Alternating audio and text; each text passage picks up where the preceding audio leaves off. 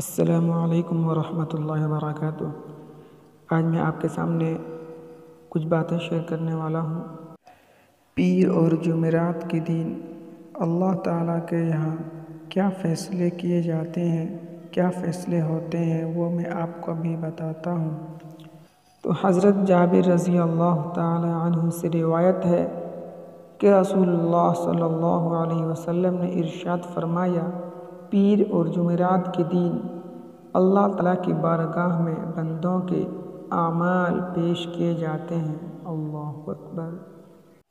مغفرت طلب کرنے والوں کی مغفرت طلب کی جاتی ہے، توبہ کرنے والوں کی توبہ قبول کی جاتی ہے، لیکن کینہ رکھنے والوں کو ان کے کینہ کی وجہ سے چھوڑے رکھا جاتا ہے، یعنی ان کا استغفار قبول نہیں ہوتا جب تک کہ وہ اس کینہ سے توبہ نہ کر لے۔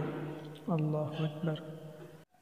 اللہ تعالیٰ سے دعا کریں کہ ہم سب کو نیک عمل کرنے کی توفیق عطا فرمائے اور سیدھے راستے پر چلنے کی توفیق عطا فرمائے۔